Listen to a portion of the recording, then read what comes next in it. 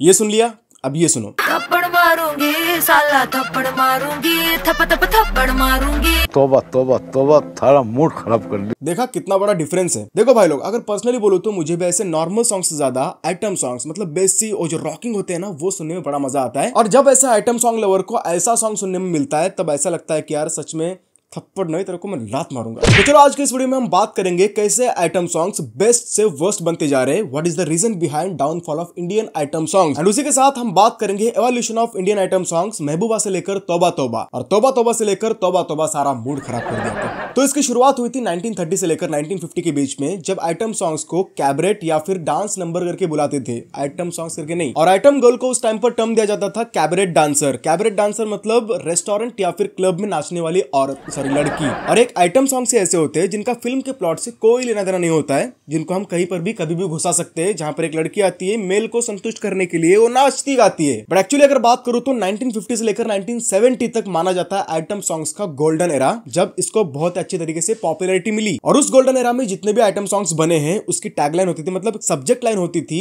शादी, त्याग या फिर प्यार, मतलब लव, सैक्रिफाइस या फिर मैरिज। 1954 में first time Aar Paar movie में पहला आइटम सॉन्ग यूज किया गया था और वो था ये बाबूजी धीरे चलना कार में। एंड उस टाइम की फेमस आइटम गर्ल थी हेलन, कुक्कू, कामिनी कौशल एंड शकीला। वैसे कामिनी कौशल वही है जिनको आपने चेन्नई एक्सप्रेस में एसआरके की दादी बनता हुआ देखा है। अच्छा, उसके बाद आता है आइटम सॉन्ग्स का 1970 टू 1990 वाला एरा, जिसको कहते थे डिस्को या फिर फंक एरा। मैंने फंक ही बोला। यस, 1970 में इंडिया में डिस्को आया और उसने आइटम सॉन्ग्स की परिभाषा ही बदल दी कुछ इस तरीके से। उस टाइम पर हेलन जी बड़ी पीक पर चल रही थी, लेकिन डिस्को ने एक्चुअल पीक पकड़ी 1980s के बाद, जब मिथुन दा की डिस्को डांसर रिलीज हुई, all thanks to pop king Bappi दा।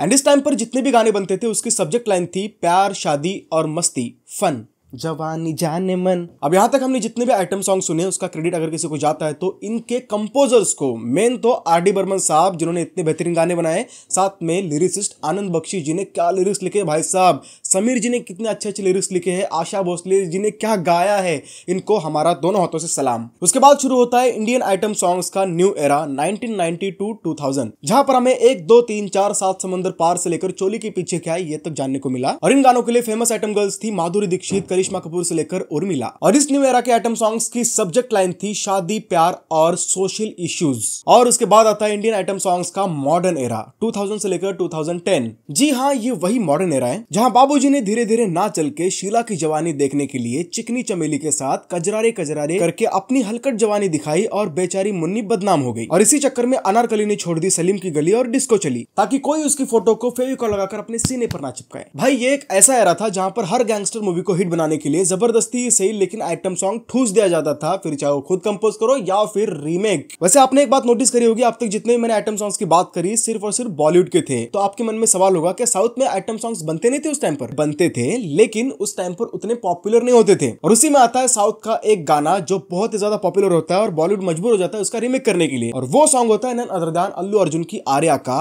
आ अंटे अमलापुरा। और उसका बॉलीवुड में रीमेक बनता है मैक्सिमम मूवी के लिए सेम।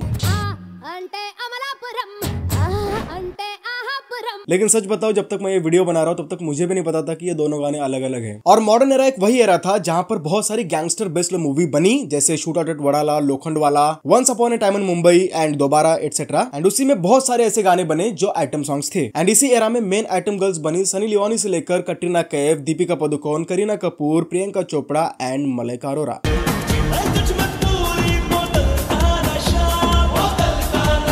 और अब आता है 2010 से लेकर 2015 का वो टाइम जहां पर यो यो हनी सिंह पीक पर थे और वो बोलते हैं कुंडी मत खड़काओ सीधा अंदर आओ। एक्चुअली ये नेहा बोलती है ना, उन्होंने कंपोज किया था। और यही वो टाइम होता है जहां पर नोरा फतेही से पहले सनी लियोनी बहुत चलती है, वो बेबी डॉल बनकर आती है, बाद में लैला बन जाती है। और जहां लोगों को लगा कि सिर्फ बॉलीवुड ही आइटम सॉन्ग्स वाली टेक्निक यूज करता है, तो ऐसा नहीं है। एस राजामौली ने ये भ्रम तोड़ दिया और बोल दिया कि मैं भी लेके आएगा बाहुबली में। हाँ भाई, मनोहरी एक आइटम सॉन्ग ही है, जहां पर हमें फर्स्ट टाइम होते हैं नोरा फतेही के दर्शन, जो आगे चलकर छा जाती है करके दिलबर दिलबर, और सबको बोलने पर मजबूर करती है हाय गर्मी। और जहाँ केजीएफ जैसी मूवी गली गली में हिट हो जाती है गली गली का रीमेक करके, एंड उसी में जैकलीन भी करती है सल्लू भाई के साथ जुम्मे की रात और आ जाती है बनके रकम्मा। और उसको देखकर मैं बोलता हूँ जा परदेसी तेरे को दिल नहीं दिया, क्योंकि वो सुकेश के पास।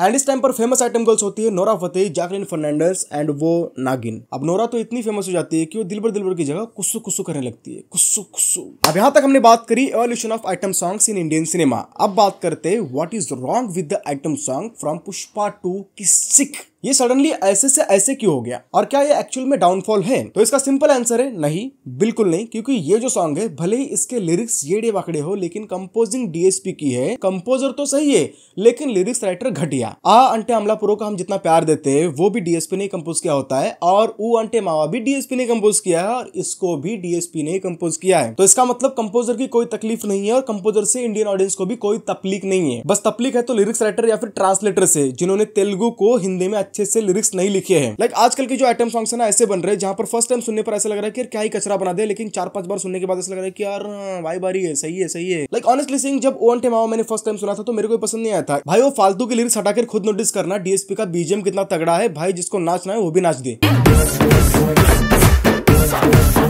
और समझ नहीं आ रहा है इन्होंने हिंदी डब भोजपुरी लैंग्वेज में क्यों करने का ट्राई किया। मतलब क्यों, हिंदी में है तो हिंदी में करना चाहिए था ना। ले लो ताऊ की फोटो ले लो, तुम्हारी ले लो फोटो। होप्स आपको ये बेहतरीन वीडियो देखने के बाद एवोल्यूशन ऑफ आइटम सॉन्ग्स के बारे में कुछ तो पता चल गया होगा। मेरी रिसर्च आपको अगर पसंद आई है तो कुछ नहीं करना है, प्लीज डू सब्सक्राइब, और ये वीडियो अगर शेयर कर सकते हो तो प्लीज शेयर करना।